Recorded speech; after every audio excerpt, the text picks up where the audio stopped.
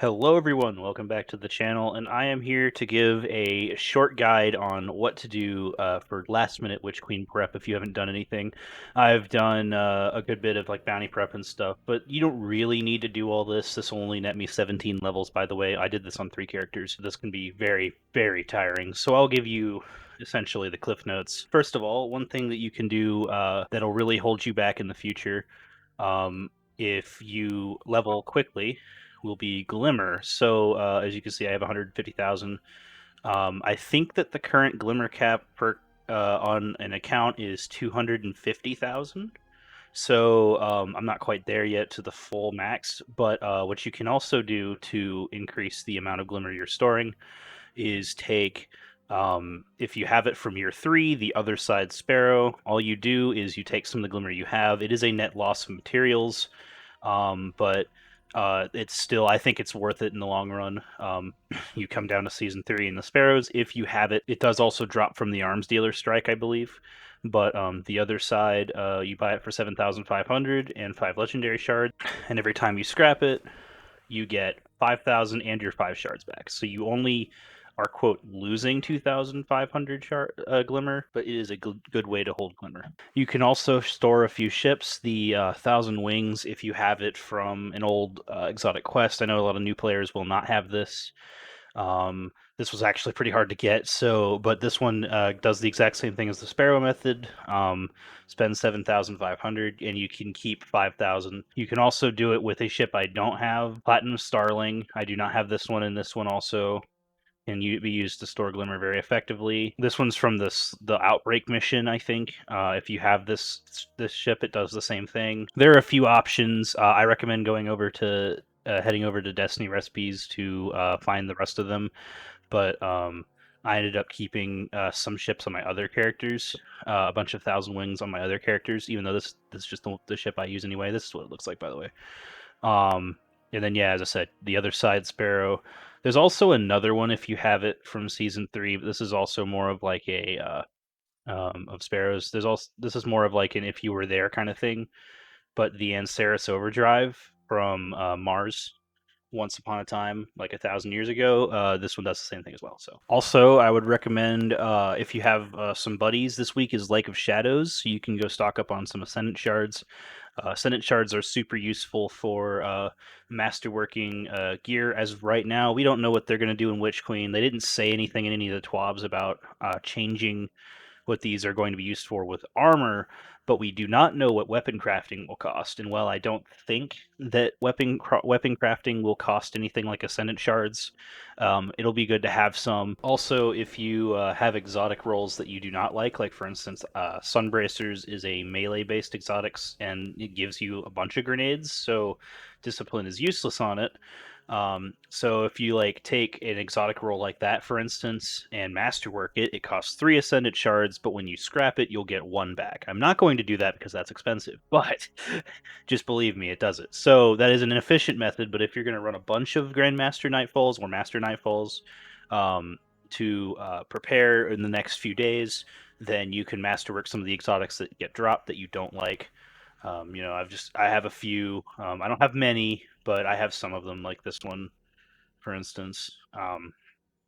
But I think I have a total of 6 Ascendant Shards saved up in my vault, as well as the 6 I have in my inventory here. The next thing that I think will be very helpful for the long run are Paraversal Hauls. So people in the community have been all over the place about these. They don't know necessarily if the armor will, or weapons and armor that they drop will be above light or on light, or 30 under or something like that.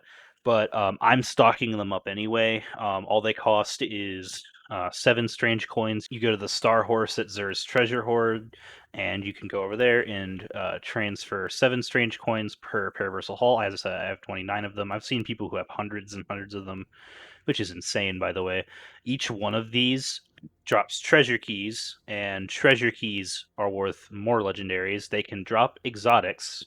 They can drop, I've seen enhancement cores and all sorts of crazy things come out of this. And also, as you open Paraversal Hauls, you also have a really high chance to get more strange coins, oddly enough. So if you open enough of them, you'll get more Paraversal Hauls from the Star Horse, and it's kind of continuous.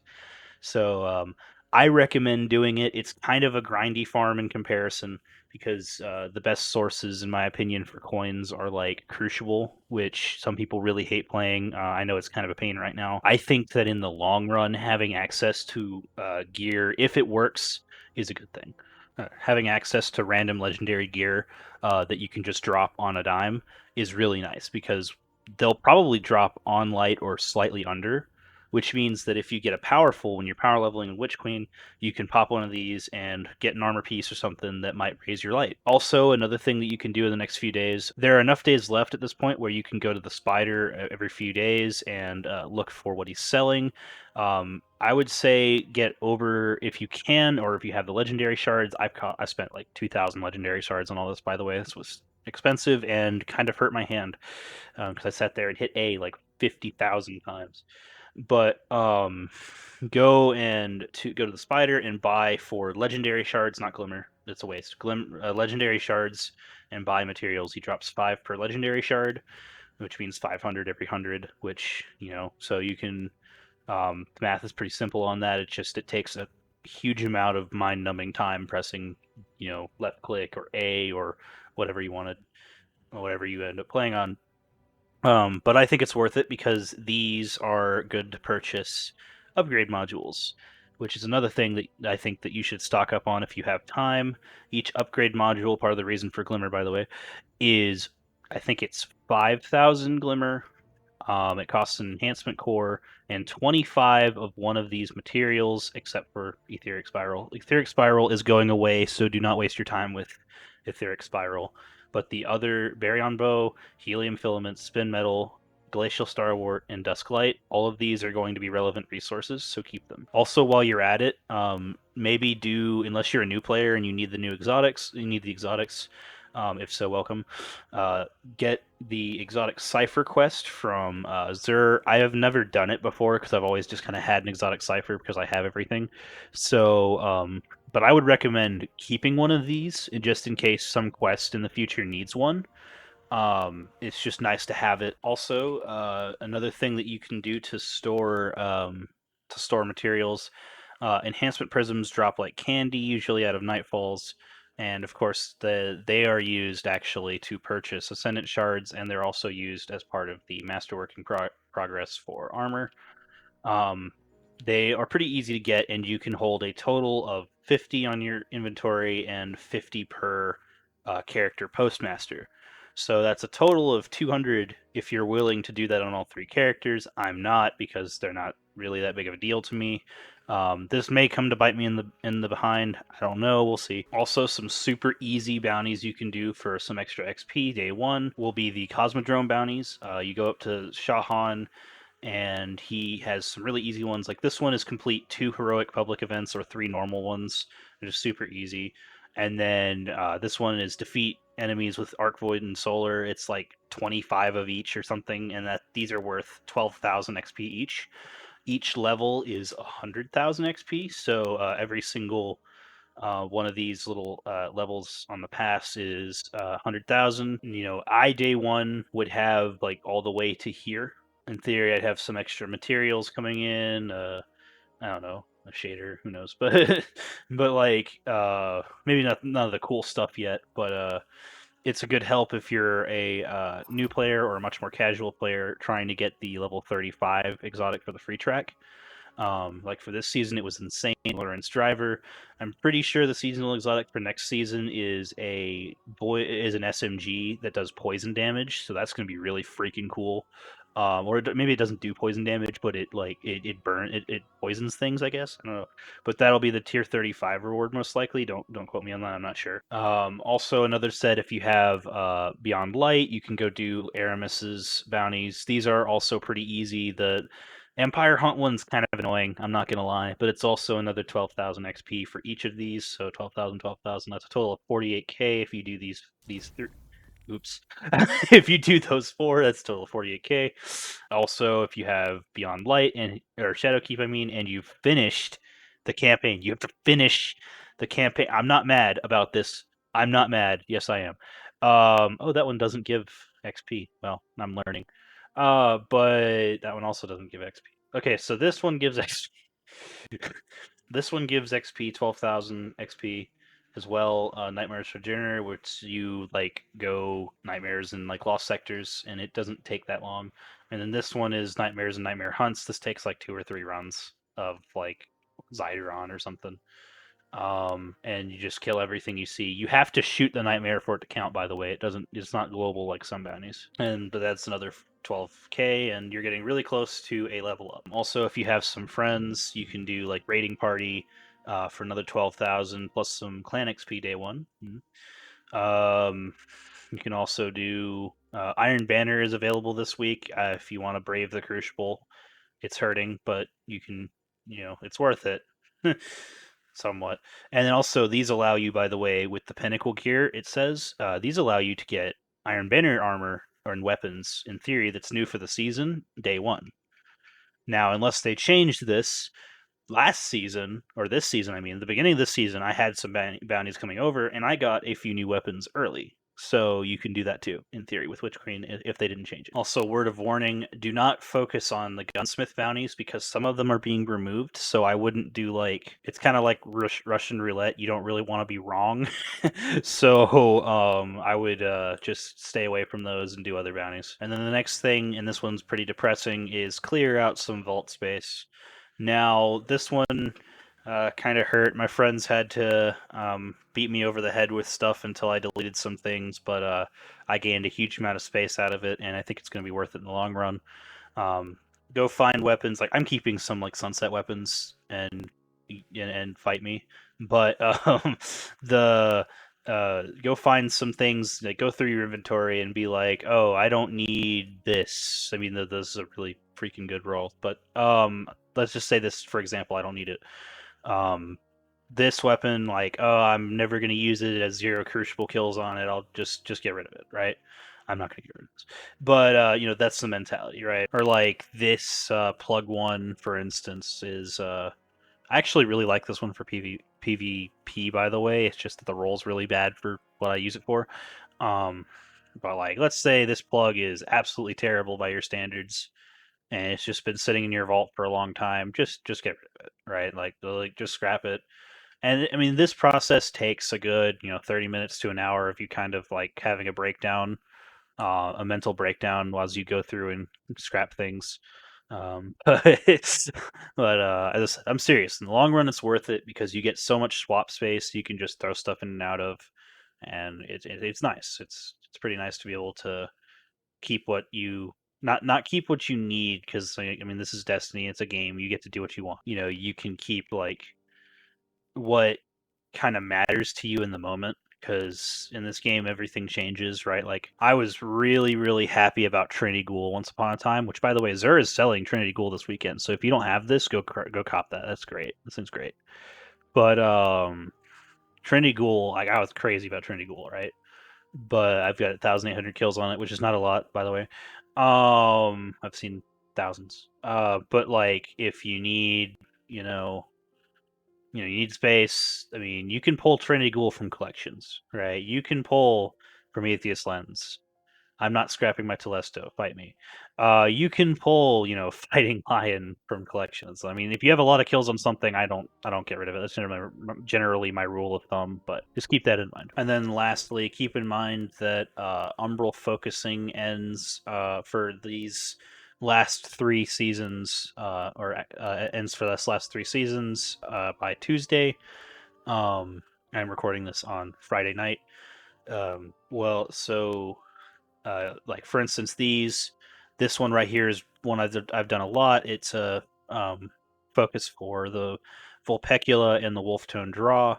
Vulpecula is a cool little stasis hand cannon that can roll Headstone, which allows you to It's like Stasis Dragonfly. It puts a crystal on their place on when they die. You can also get rolls like stuff with Shoot to Loot, which allows you to pick up ammo bricks from a distance, which is kind of cool. That focusing engram allows you to get more perks in column 3, and there's a chance for it to drop in column 4, or you'll get a perk in only call 1 in column 3 and then 2 in column 4. You can do that, or you can get like 2 extra perks. So it's like Fatebringer Adept. And also, Wolftone Draw is one of my favorite weapons that I've used this season. Got a huge number of kills on this one that I've used in Grandmasters and normal play the same. So you can focus for this too for double perk rolls. Harmony, for instance, allows you to use it like Lay Monarch if you're that kind of person. And Dragonfly allows you to splat multiple adds with single shots, and it just feels really good. So keep that in mind. That kind of focusing goes away starting Tuesday. And also the best armor focus in the game if you have time for this stuff. I know like I'm at school, I don't have time for everything, but the best focusing in the game is down here with the Splicer armor. You go over here and you say, oh, I want recovery or resilience, and you spend the Umbral engram and 150 decrypted data for a resilience focused roll. I'm pretty sure, unless they broke it, you can double this up with one of these mods, which is called a recovery armor or resilience armor or strength armor. But any of these will say minimum plus 10 or minimum stat of 10 in the mobility stat, or minimum 10 intellect, blah blah blah, and it allows you to get some really cool looking rolls like this, which even though this is kind of this was actually bought from Ada once upon a time, but like you could look at some of this armor. You can focus these if you're lucky. That was my Discord. You can focus these if you're lucky and get crazy rolls like this. So also one last thing, I know the season is ending, but if you find yourself needing decrypted data for the season of Splicer focusing, to get stuff like ignition code and super good armor, go into Europa and go to Expunge Corrupted Tartarus. If you haven't done it yet, just progress the quest until you get here. And what you do is you run through this, and it'll give every single run. When you open a chest, it costs a key code, and I'll show you a run in a second. You spend a corrupted key code, you can hold 5 of them, and it gives you 135 decrypted data, which is almost a full tier 3 focus, by the way, and a random legendary or 2 with either a double perk splicer weapon or a like double perk splicer weapon, or a high stat armor piece like this one. This one's probably from Tartarus actually, with 32 intellect here. I don't even have a normal like mod here, and this one's pretty darn awesome. So yeah, I'll do a run for you real quick. But if you already know how to do this or that, then thank you very much for watching. Be sure to subscribe. I'm not gonna lie, this mission can be a little frustrating, but it's not that the enemies are hard or anything. It's that like I find myself killing myself so many ways, and it's completely my fault too. I'm always eager edging and stuff, but yeah, that's. So what I'm gonna do for this run is I'm going to actually not eager edge skate and stuff, mostly because it's easier for all characters, and also I've failed like 100,000 times, so I'm just gonna run a rocket. But the fastest way to do this is to eager edge skate everywhere and then kill them with a special weapon and your super, which is super easy to do because the boss has no health. But I've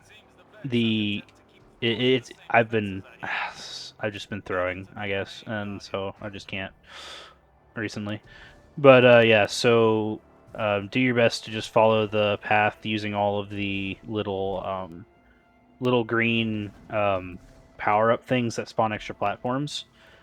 Do all of those, specifically this next one, because it shortens your distance by so much. The one over like there, but we'll get there in a second. You pop that right there, and it activates a man cannon, and that man cannon allows you to completely skip this first wall, and also allows you unintentionally by Bungie to completely skip the entire encounter. So normally, what you do is you pick up a little buff and you break those cubes. Well, instead, we're going to hop on.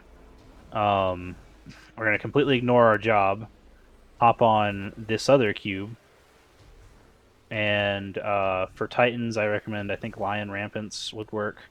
Hunters, Stompies, and this is a hard jump. And for Warlocks, pop Heat Rises, come up here, and then hop over. There is a turnback zone, so don't take too long, but you usually won't even come close to dying. And just hop across this little platform. And since you did that, every single wall that should be here isn't. So you can just go all the way across. And then there's no wall here either, because as I said, you already got rid of it. And you can just start the encounter right here. So you activate this. What'll spawn here underneath, if you haven't done this before, is a little pool that gives you something called stabilized security access. Shoot up the boss here, and I'll show you why that's important in a second. Just give him a nice little high five. So now, see this box over here? You can shoot it, and my bow one-shots it for some reason. So you shoot the other one, and those two boxes, they spawn in the same place every time, by the way. Allow you to get the boss into its next immune phase. He has a total of 2 immune phases. The next one involves him teleporting way back there, and a little phalanx, a taken phalanx, will spawn, making it to where the box is actually immune. Kill the phalanx, and you can kill the box. It's pretty easy. And then you just shoot up the boss again for the last little bit. And then you can finish this. It's really quick, really easy.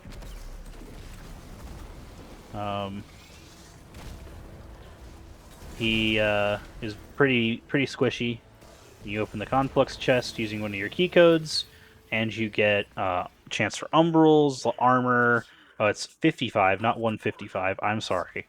Or 135. But you get Lightkin armor. I got a pretty low roll on this one, unfortunately. But they can drop pretty high.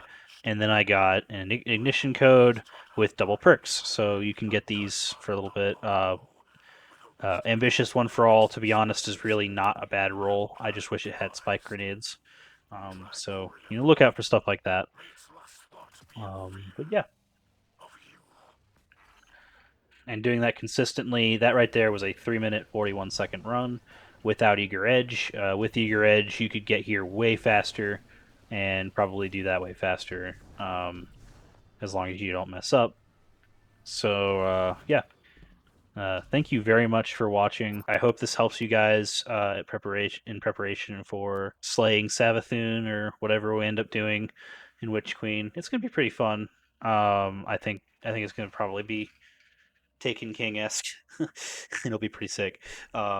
So good luck with your farming and bounties and all that, and have a nice day.